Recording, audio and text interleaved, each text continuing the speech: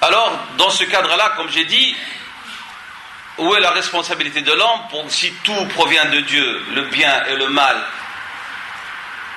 Alors l'homme, en quoi est-il responsable? Cette question, elle n'est pas nouvelle. C'est-à-dire, elle n'est pas nouvelle, c'est-à-dire, elle n'est pas propre à la théologie musulmane.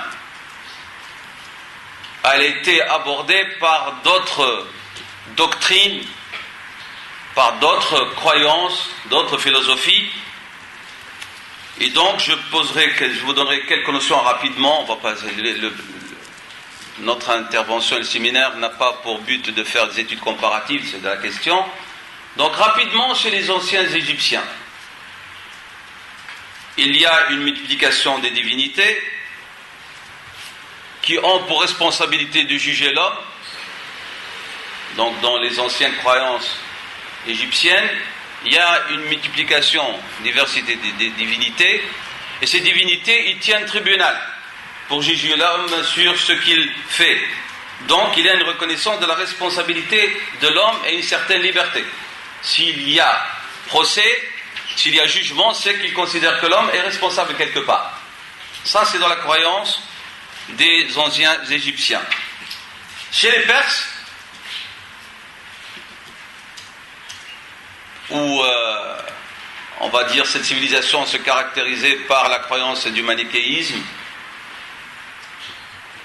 manifestée à travers ce qu'on appelle le majoussi et le mazdéisme, eux, ils se sont pas posé la question du bien et du mal, et alors ils ont solutionné cette problématique par la croyance en deux dieux, deux divinités, on va dire, qui se battent, et ils sont représentés par la lumière et les ténèbres.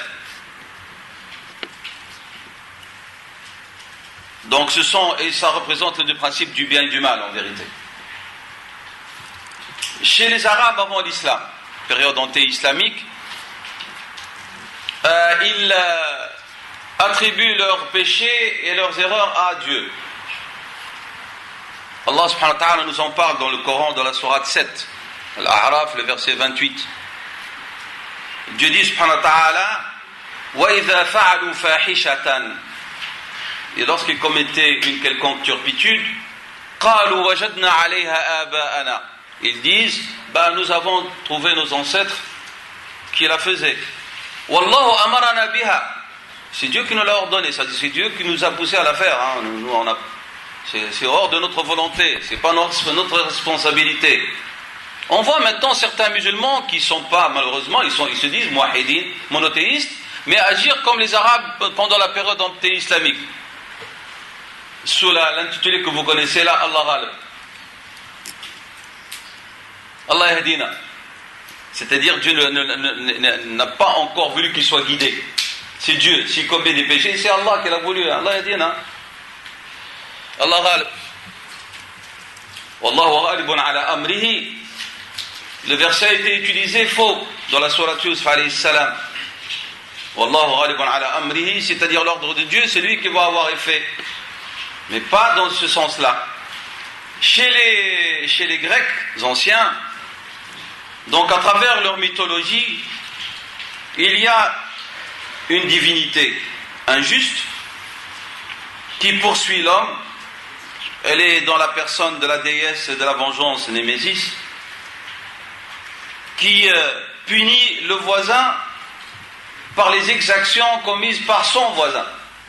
C'est-à-dire, il y a une injustice. Elle ne fait pas de différence entre l'innocent et le coupable. Et alors, elle a pour tâche d'affaiblir l'homme. Comme ça s'est passé avec Protémus, celui qui a volé Zeus. Il a volé de Zeus le feu sacré, qui est le symbole de la connaissance. Donc il y a un combat entre l'homme et entre la divinité au sujet de quoi? De la connaissance. Celui qui a le pouvoir du savoir, c'est lui qui supplante l'autre. Ça, c'est dans la mythologie grecque. Rapidement. Dans la philosophie maintenant grecque, cette question a été abordée par Zénon, qui est né en 335 avant Jésus-Christ, 264. Et alors lui, qu'est-ce qu'il parle? Il parle, vous savez, c'est le fondateur de ce qu'on appelle le stoïsme. Je donne des notions, mais vous cherchez après. Hein.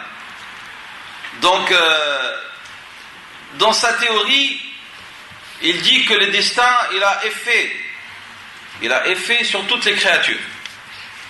C'est un effet, c'est-à-dire l'homme n'a pas de choix en vérité. Et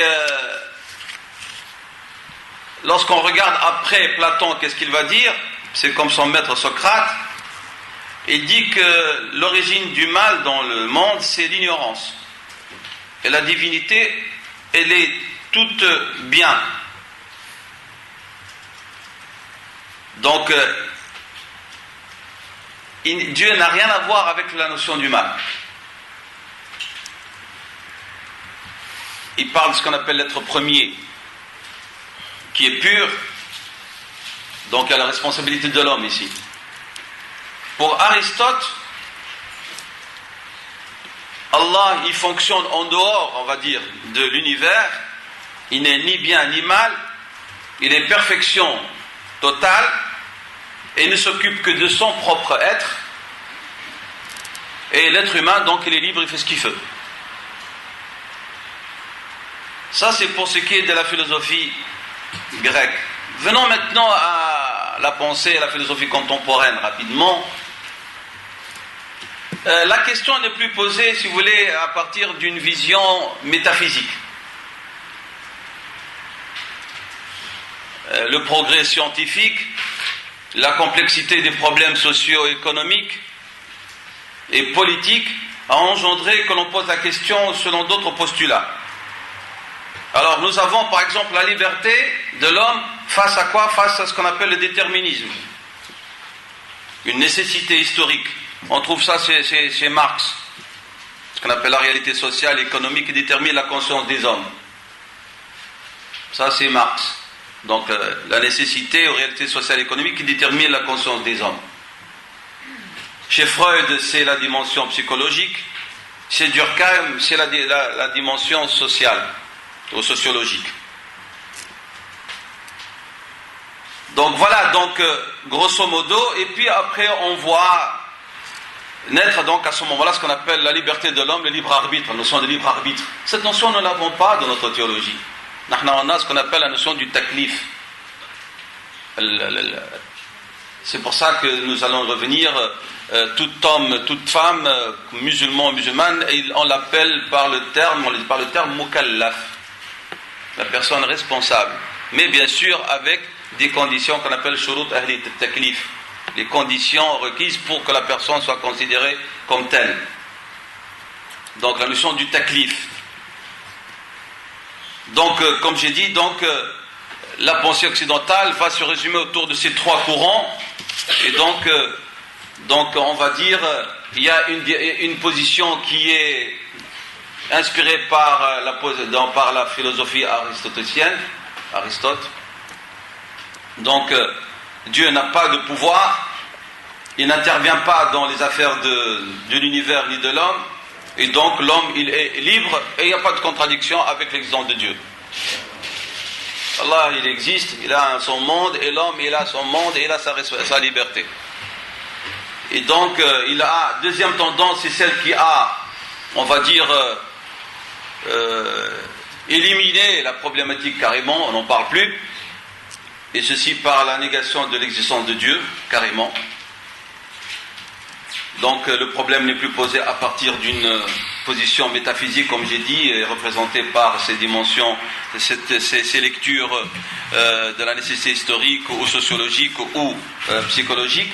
Et la troisième que nous voyons maintenant en Occident encore, c'est la position de l'Église, à travers la théologie chrétienne, qui a laissé, on va dire, le problème vraiment suspendu. On n'a pas de réponse exacte. On a une fuite. On voit parfois une influence de la théologie musulmane, et puis parfois on voit rien du tout, et donc il y a des positions qui sont contradictoires, et c'est la raison pour laquelle beaucoup de personnes se sont éloignées de cette pensée. Voilà, ça c'est-à-dire à peu près l'historique. Maintenant je vais passer aux définitions, mais avant de donner les définitions des termes qada ou qadar, du point de vue langue, du point de vue théologique, et puis vous parler un petit peu de la position des courants théologiques qui sont nés dans le cadre de l'islam, je vais vous donner 3 citations des savants musulmans et qui montrent qu'en vérité, si on veut aborder la question uniquement à travers un raisonnement rationnel, on risque de s'y perdre. C'est pour ça que j'ai dit au début, premier point, n'oubliez pas qu'il est question pour nous les musulmans de l'existence d'un Dieu parfait. Agissant, il a une volonté absolue, une science absolue. Qu'il s'agit d'un homme limité dans le temps, dans l'espace et dans sa raison. C'est très important ces éléments-là. Même que, vous le savez tous et toutes, qu'il n'y a pas de hasard dans notre religion. Tout est voulu par le Créateur, subhanahu wa ta'ala, puisqu'on parle de dîn ici. On parle de foi, de croyance. C'est voulu que Rasulallah sallallahu alayhi wa sallam, inspiré par la révélation par Dieu subhanahu wa ta'ala, il a situé ce 6e le pilier de la foi, on l'a prédestiné comme étant le 6e pilier. Et à la fin, en premier, il a parlé de l'existence de la foi en Dieu. An tu'mina billahi wa malaikatihi. Dieu, être invisible, mais il est visible à travers le monde qu'il a créé, à travers le concret, c'est sa création. Mais lui, comme être, la tudrikuhu al-absar. Il ne peut pas être atteint par la vision des hommes. On ne peut cerner l'essence de Dieu, subhanahu wa ta'ala. Celui qui croit en l'existence de Dieu avec cette dimension-là, il est capable de croire en l'existence d'anges. Et puis il est capable de croire que Dieu a envoyé des prophètes et des messagers et des livres. Là, ça devient du concret.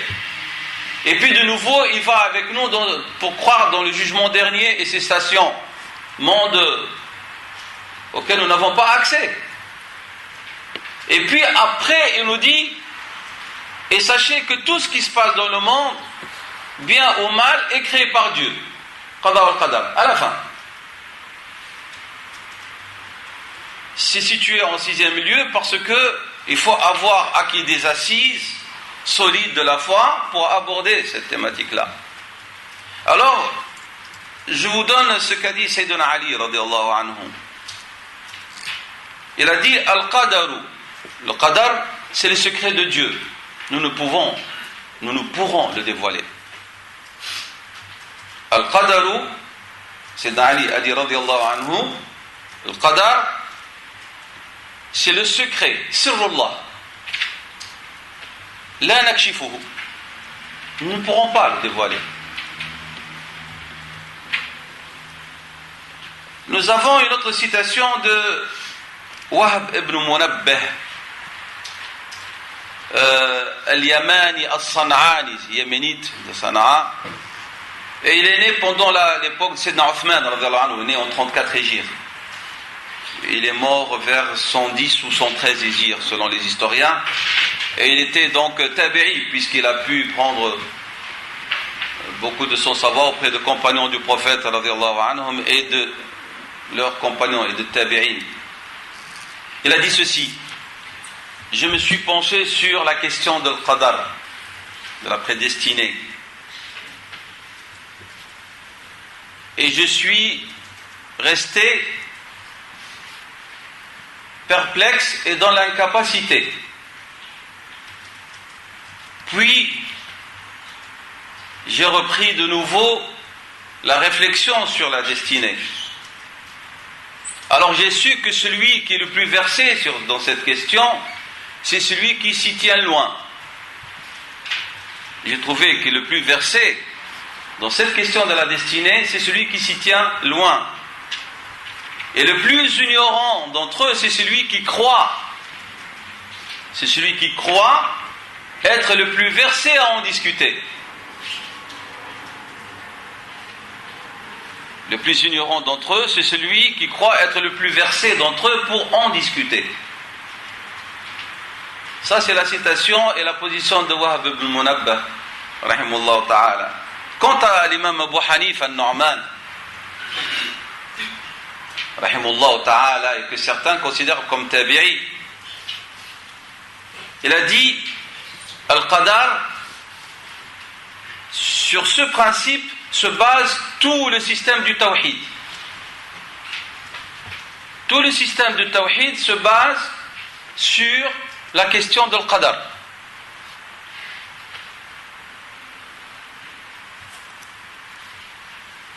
Celui qui affirme l'unicité de Dieu, ou celui qui affirme la croyance en l'unicité de Dieu, puis met en cause la question de la prédestinée, son démenti a mis à faux son affirmation de l'unicité de Dieu. Lorsqu'il démentit al-Qadar, en vérité, il a mis en cause aussi sa foi en l'unicité en Dieu, subhanahu wa ta'ala. Car tout se passe selon la volonté de Dieu. Car tout se passe selon la volonté de Dieu, subhanahu wa ta'ala. Dieu, je vais vous dire maintenant des choses qui vont vous choquer, mais c'est ça, nous on est ici pour cela. Hein. Dieu a voulu la mécréance du mécréant. Mais qu'est-ce que ça veut dire voulu? Dieu a voulu la mécréance qu'elle se réalise par le mécréant. Et que le péché soit commis par le pécheur. Mais, il n'aime pas la mécréance et il n'aime pas le péché. Dieu l'a voulu comme réalisation, mais ne l'aime pas comme religion. Dieu l'a voulu comme réalisation, comme concrétisation d'un acte, mais ne l'aime pas comme religion, puisqu'il nous a défendu la mécréance et le péché. C'est peut-être un sujet de philosophie, ça, cette citation de cette position d'Abu Hanifa, rahimahullah ta'ala.